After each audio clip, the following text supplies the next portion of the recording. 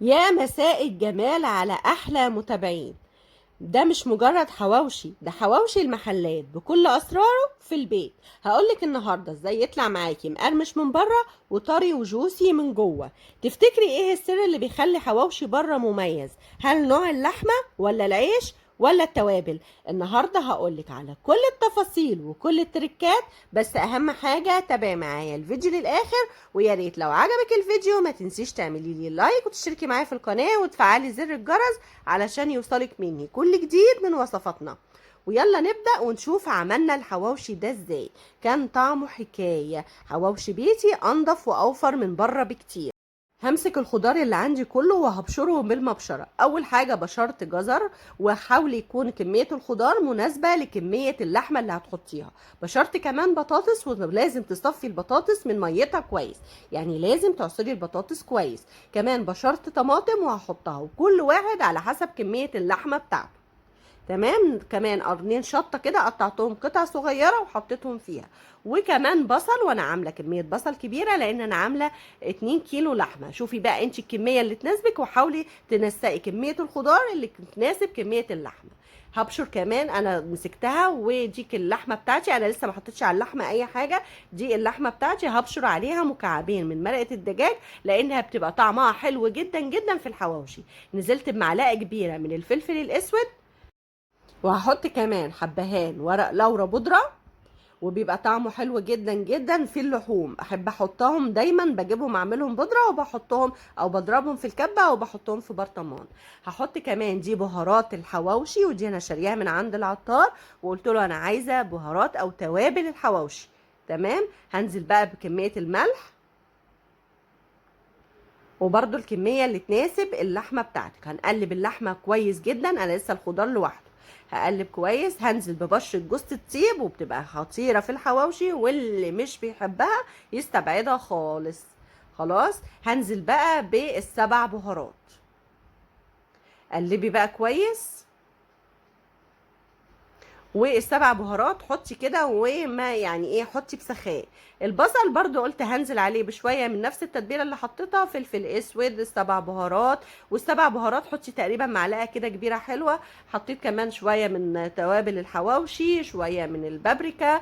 وحطي بقى ايه التوابل بتاعتك، وحطيت عليهم برضو شويه ملح لان الكميه كانت عندي كبيره شويه. حطيت كله على بعضه وقلبتهم كويس جدا مع بعض. يبقى ده كل البصل بالخضار باللحمه.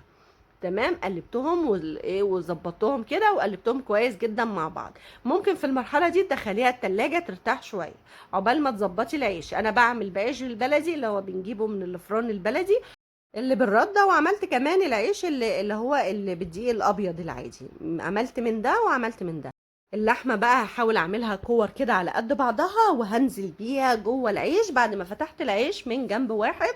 هنزل بقى باللحمه، وحاولي تفردي اللحمه كويس جدا في الاركان وفي كل حته جوه الرغيف. تمام. افرديها كويس من بره، لازم تضغطي عليه علشان ما تبقاش فيه حته مليانه لحمه وحته فاضيه. اضغطي عليه من بره علشان كل اللحمه تبقى متساويه جوه الرغيف، ما تبقاش فيه حته فاضيه في العيش جوه وحته فيها لحمه كتير. لازم تظبطي اللحمه كده وتحطيها من كل الاتجاهات.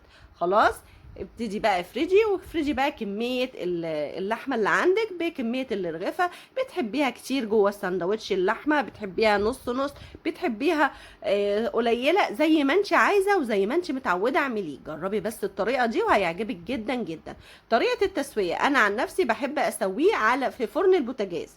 فرن البوتاجاز بقوم نازله بيه مسخناه، اللي هي الصاجه بتاعت فرن البوتاجاز، بحط فيها معلقه سمنه كده او معلقه زيت اللي بتفضليه، بس السمنه بتبقى احلى. وبحب احط العيش على وشه الاول. هحاول كده بقى ادهنه كده بالسمنه من فوق ومن تحت، وهحطه على وشه وبرصصه في الصينيه بتاعه الفرن. وبسيبه بياخد تقريبا كل جنب بياخد 10 دقايق، 12 دقيقة، وتقلبيه على الجنب التاني. بالصاجة بتاخد معايا تقريبا 6 رغيفة والعيش البلدي العادي اللي بالردة بتاخد تقريبا 8 رغيفة. فالموضوع بيبقى سهل بالنسبة لي. طب انت عايزة تعمليه على الجريل، بسهل جدا. الجريل على النار، نار متوسطة، برضو نفس الدهن، هتدهني على وشه سمنة وهتحطيه، او تحطي معلقة سمنة في الجريل. اول ما ياخد وش اقلبيه على الجنب التاني وطلعيه على طول. اللحمه مستويه جدا من جوه، ما كشتش جوه الرغيف، متساويه جوه الرغيف، وطعمه كان حلو جدا جدا.